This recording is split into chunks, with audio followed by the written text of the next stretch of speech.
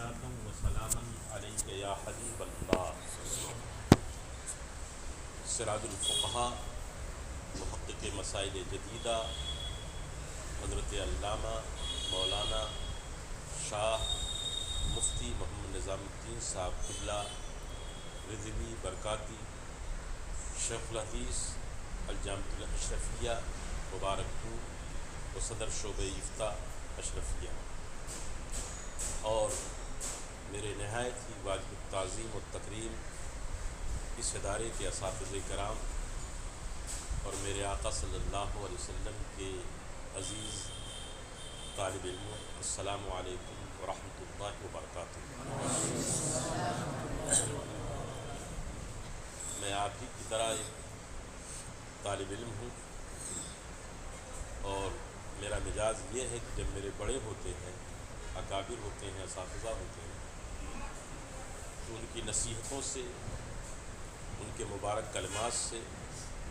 اپنے آپ کو مستنیر کرنا اور نصیحت اخذ کرنا سعادت کی بات ہوتی ہے۔ لیکن حضرت مولانا عالمی صاحب نے میرے لیے حکم فرما دیا، تو اس نیت سے چند کلمات آپ حضرات کی خدمات میں بطور معروضات پیش کرنے کی سعادت حاصل کروں گا کہ ہم اور آپ سب اپنی خوش نصیبی پر اور سعادت مندی پر ناز کریں اور اللہ کا شکر ادا کریں۔ تو شکر بھی ادا نہیں ہو سکتا کہ میرے آقا صلی اللہ علیہ وسلم نے آپ سب کے لیے، ہم طالب علموں کے لیے، اگر طالب علموں کو، طالبان علوم نبویہ کو وہ حیثیت عرفی حاصل ہو جائے جو ایک طالب علم کی ذمہ داری ہے، تو ان طلباء کا وہ مقام، وہ رفعت، وہ عظمت، وہ فضیلت ہے کہ دنیا کے کسی بھی صنف میں جس کا کسی سے بھی تعلق ہو اور کسی بھی منزل میں ہو، وہ مقام نہیں پا سکتے جو طالبان علوم نبویہ کو ہمارے اور آپ کے آقا صلی اللہ علیہ وسلم نے عطا فرمایا۔ جب طلب علم کے سلسلے میں ہم اور آپ طالبان علوم نبویہ چلتے ہیں، اس سے بڑھ کر کے معراج کیا ہو سکتی ہے کہ فرشتے جن کے قدموں کے نیچے پر بچھائیں، مچھلیاں سمندروں میں جن کے لیے دعائیں کریں، اب کوئی احساس کمتری یا کسی بھی مرحلے میں دارالعلوم اور جامعات اور مدرسوں کے پڑھنے والوں کے لیے کمتری کا احساس ہو سکتا ہے؟ کبھی بھی نہیں ہو سکتا۔ آپ تو وہ ہیں کہ رب تبارک و تعالیٰ نے اپنے نبی کے دین کے پھیلانے کے لیے، اس کی اشاعت کے لیے، اس کی دعوت و تبلیغ کے لیے جو اوصاف ہونے چاہیے، ان اوصاف حمیدہ سے متصف ہونے کے لیے رب تبارک و تعالیٰ نے ہمیں اور آپ کو موقع عطا فرمایا۔ حضرت علی کرم اللہ الکریم کا ارشاد آپ اپنے اساتذہ سے ہمیشہ پڑھتے ہیں، ایسے ہی حضرت علی نے نہیں فرمایا۔ حضرت علی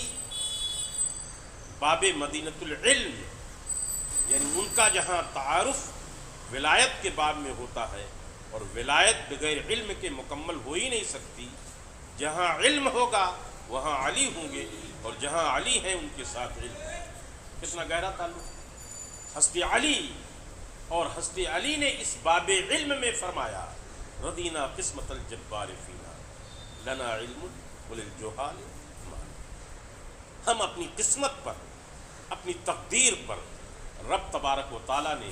جو ہمارے لیے متعین اور میسر فرما دیا، اللہ کا شکر ادا کریں۔ اور خاص طور پہ آج کے دور میں میرے عزیزوں، مدرسوں کا، جامعات کا، دارالعلوم کا جو حشر تقریباً 2-2.5 سال سے ہوا، اگر آپ اور ہم غور کریں یہ تو ہمارے ان اساتذہ کا بڑا احسان ہے کہ اس عالم افراتفری میں بھی آپ کو علم کی طرف رغبت دلا رہے ہیں۔ اگر حالات سازگار نہیں تھے تب بھی وہ بذریعہ ٹیلی فون آن لائن جس کو آپ کہتے ہیں، اب تو آن لائن کی بلا ہمارے مدرسوں میں ایسی آ گئی کہ اردو میں یا ہمارے استعمال روزمرہ کی زبان میں کیا کیا جائے شاید ہی کوئی اس کو کہے۔ اب ہمارے مدرسوں کی دنیا میں بھی آن لائن اور آف لائن کی زبان چلنے لگی۔ میں اس پہ تنقید نہیں کرتا، لیکن اب اغیار نے ہمارے ذہن پہ جو اپنا اثر چھوڑ دیا ہے، ہماری زبان بھی بدلنے لگی۔ تو آپ تو وہ ہیں کہ آپ کی ہماری زبان کبھی بدلنی چاہیے۔ یہ تو بطور میں نے مزاح ایک بات کہہ دی کہ آن لائن ٹیلی فون کے ذریعے آپ کو متصل رکھے رہے، اتصال جاری رہا اور تھوڑا سا ماحول سازگار ہوا تو آپ اس چبوترے علم پہ تشریف لائے۔ اس پہ بھی آپ غور فرمائیں۔ حضرت کی اصل گفتگو سننی ہے، لیکن میں اس مزاج کا آدمی ہوں کہ آج دنیا طالب علموں کو، علماء کو کم تری کی نگاہ سے دیکھتی ہے، اور ہم وہ کہتے ہیں، ہم یہ بات برملا اعتراف بھی کرتے ہیں اور کہتے بھی ہیں، اور ہمارے دل کے گوشے میں یہ بات لکھی ہوئی ہے، اس لیے کہ ہم نے اپنے اساتذہ اور بزرگوں اور پیران طریقت کو، حضور حافظ ملت کو دیکھا ہے۔ حضرت حافظ ملت استاد العلماء جلالت العلم کے جوتی پاک کو سیدھا کیا ہے۔ اس لیے ہم کسی بھی منزل میں ہوتے ہیں کبھی بھی احساس کمتری کے شکار نہیں ہوتے ہیں، بلکہ اللہ کا شکر ادا کرتے ہیں کہ رب تبارک و تعالیٰ نے ہمیں وہ نسبت عظیمہ عطا فرمائی کہ آپ کا شرع علم نسبی وہاں سے ملتا ہے، صفہ اس چبوترے سے ملتا ہے، آپ کے اساتذہ کا سلسلہ نسب ہوتے ہوتے وہاں پہنچتا ہے جہاں طالب علم حضرت سیدنا ابو ہریرہ تھے، سلمان فارسی تھے، حضور سیدنا ابو بکر صدیق، خلفائے راشدین اور بہت سارے صحابہ کرام تھے۔ تو ہمیں اس منزل میں احساس کمتری میں آنا چاہیے۔ رہ گئی بات دوستو علم کی فضیلت، علم کی عظمت، تو آپ کے اساتذہ ہمیشہ بتاتے رہتے ہیں، اور ابھی آپ انشاءاللہ تعالی حضور سراج الفقہا کے کلمات طیبات سے اپنے دلوں کو روشن کریں گے۔ میں عرض کرنا چاہتا ہوں کہ علم کے فروغ کی جو منزل ہے، اس منزل کے پیر تک کوئی نہیں پہنچ سکتا۔ سر کی بات تو بہت بڑی ہے، اس کے قدم، اس کے فٹ، اس کے طلبے تک بھی کوئی نہیں پہنچ سکتا، اس لیے کہ رب تبارک و تعالیٰ نے فروغ علم کے سلسلے میں اپنی طرف نسبت کی ہے۔ قرآن جس سورہ مبارکہ کے پہلے کلمات کو میں نے آپ کے سامنے پیش کیا، الرحمن علم القرآن، اللہ رحمان وہ ذات گرامی ہے جس نے قرآن کو سکھایا، تو علم کی نسبت اللہ کی طرف سے ہے، اسی لیے اس کو اس کے اسماء صفاتیہ میں العلیم بھی ہے۔ تو یہ نسبت علم اللہ کی طرف سب سے پہلے ہے۔ پھر اس کی عظمت یہ بھی ہے کہ رب تبارک و تعالیٰ نے اس نسبت علم کو اپنے محبوب کی طرف کر دیا، کہ رحمان نے قرآن کو اپنے محبوب کو سکھایا، اور محبوب علیم و خبیر جناب محمد رسول اللہ روح لہ الفدا صلی اللہ تعالی وسلم وعلمہ البیان، پیارے آقا صلی اللہ علیہ وسلم نے بیان کو، قرآن کو اپنی امت کو، سارے عالم کو سکھایا۔ تو یہ نسبت علم خود اللہ کی طرف ہے، اور اللہ نے اپنے حبیب کی طرف کیا، اور اسی نسبت علم کی بنیاد پر یہ علماء، یہ طلبہ، یہ طالبان علوم نبویہ، یہ وہ عظیم صف، یہ عظیم لوگ ہیں، یہ عظیم جماعت ہے، یہ سبحان اللہ۔ لیکن ہم اور آپ جس مدرسے میں رہتے ہیں، بسا اوقات ذہن میں آج کا جو ماحول ہے، میں خدا کا شکر ادا کرتا ہوں کہ ہمارے کچھ ایسے ادارے، کچھ ایسی تحریکیں، کچھ ایسی جماعتیں ہیں جو اس خاص عنصر کو طلبہ میں پیدا کرنے کے لیے اس کے اساتذہ، اس کے منتظمین، اس کے عمراء، اس کے امیر کوشش کر رہے ہیں کہ علم ہم سیکھتے ہیں، تو علم یہ جو اصل ہے اس کا تعلق تربیت اور عمل سے ہے، اس کا تعلق تربیت اور عمل سے ہے۔ تو ہوتا یہ ہے کہ ہم پڑھتے ہیں مدرسے میں، کوئی حافظ ہے، دراصل یہ فارغ التحصیل اور یہ جو ہم علم یعنی طلبہ علم ہم ہیں، طالبان علوم نبویہ ہیں، یہ علم اصل میں ابھی اس کی شروعات نہیں ہوئی، علم کی شروعات نہیں ہوئی، اس لیے کہ علم کی منزل اس کے بعد آئے گی۔ ابھی تو آپ دروس نظامیہ میں اور مدرسوں اور جامعات میں ان ضوابط کو پڑھ رہے ہیں، ان قواعد کو پڑھ رہے ہیں، جو ان اصول کو پڑھ رہے ہیں جن اصولوں کے ذریعے ہم علم کی طرف جائیں گے۔ اور جب فارغ التحصیل ہوں گے تو فارغ التحصیل کی جو سند دی جاتی ہے اس کا مقصد، اور ہمارے اساتذہ اور بزرگوں نے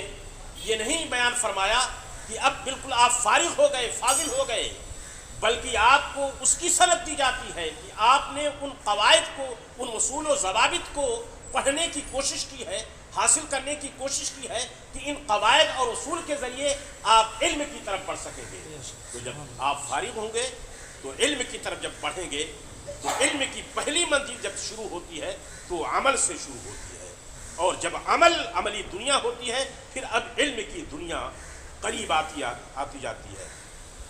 اور اس درمیان مدرسے کے ماحول میں، پڑھنے کے زمانے میں جو کچھ ہم سیکھتے ہیں، جو کچھ ہم مشق کرتے ہیں، جو کچھ تمرین ہوتی ہے، جو کچھ تدریب ہوتی ہے، یہ اصول و ضوابط کی ہوتی ہے۔ اصل منزل علم کی اس وقت آئے گی جب آپ عمل کے میدان میں جائیں گے، اور عمل کے میدان میں جب جائیں گے تو عملی زندگی جب شروع ہوگی تو وہاں تقوی و طہارت کی بنیاد پر اور قلوب کی بالغی کی بنیاد پر ایک دل میں نور کرن پھیلتی ہے۔ پھر اس نور اور کرن کے ذریعے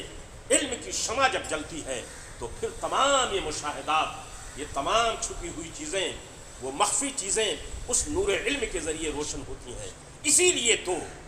جہاں علم ہوگا وہاں برائی نہیں ہونی چاہیے، جہاں علم میں دین ہو وہاں بدی اور فسق و فجور نہیں ہونا چاہیے۔ اگر فسق و فجور ہوگا تو علم کی روشنی مدھم پڑ جائے گی۔ اسی لیے تو شکوت الی وکیل سوء حفظی کا درس آپ پڑھتے ہیں تو کیا فرمایا تھا امام شافعی نے؟ فاوصانی الی ترک المعاصی، معاصی فسق و فجور کے ترک کے لیے انہوں نے وصیت کیا۔ یہ نہیں کہا تھا کہ اور محنت کرو، اور تدریب کرو، اور مشق کرو، بلکہ اس کا نسخہ یہ دیا تھا فاوصانی الی ترک المعاصی۔ علم جہاں ہو، علم نبوی جہاں ہو، وہاں معاصیات نہ ہو، وہاں گناہ نہ ہو، وہاں فسق نہ ہو، وہاں فجور نہ ہو، بے راہ روی نہ ہو، بے عملی نہ ہو۔ جہاں عمل شروع ہوگا، جہاں اطاعت شروع ہوگی، فرما برداری شروع ہوگی، سنت نبویہ پہ مواظبت شروع ہوگی، علم کی روشنی آئے گی۔ کیوں؟ فرمایا انہوں نے سب کچھ سیکھ لیا تھا، ان سے بڑھ کر کے عالم کون ہو سکتا ہے ان کے دور میں؟ فَإِنَّ الْعِلْمَ نُورٌ مِّنْ عِلَىٰ، اس لیے کہ یہ علم دین، علم نبوی صلی اللہ علیہ وسلم یہ اللہ کا نور ہے، اور یہ نور علم جو ہے کسی گنہگار کو، سیہکار کو نہیں دیا جا سکتا ہے۔ تو یہ اللہ کا شکر ہے کہ ہمارے ان خاص اداروں میں آپ کو اس کی طرف خاص راغب کیا جاتا ہے۔ یہ چند کلمات میرے تھے، میں اپنے رب سے یہ دعا کرتا ہوں کہ رب تبارک و تعالیٰ مجھے بھی توفیق عطا فرمائے اور ان تمام اصول و ضوابط پہ عمل کرنے کی ہدایت فرمائے، کہ جس سے ہم اللہ کے پیارے حبیب صلی اللہ علیہ وسلم کے دین کا پرچم بلند کر سکیں۔ آج وطن عزیز میرے دوستوں، میرے عزیزوں، بڑے ہی کرب کے عالم میں گزر رہا ہے، اور خاص کر آپ ٹارگیٹ ہیں، آپ نشانہ ہیں۔ سب سے پہلا نشانہ جو اغیار اور اعدائے دین کی طرف سے وہ ہمارے مدارس ہیں۔ مدارس میں جس طرح سے برائیاں، رشوت ستانی، کرپشن، جاہ طلبی اور نہ جانے کتنی کتنی دنیا کی برائیاں درائیں ہیں، اللہ تعالیٰ ہمارے اور آپ سب کے اداروں کو اس سے محفوظ فرمائے، کیونکہ وہاں وہ جو تقویٰ طہارت کی ہونی چاہیے وہاں بات نہیں ہوتی ہے۔ اب دوسرے اسٹیٹ میں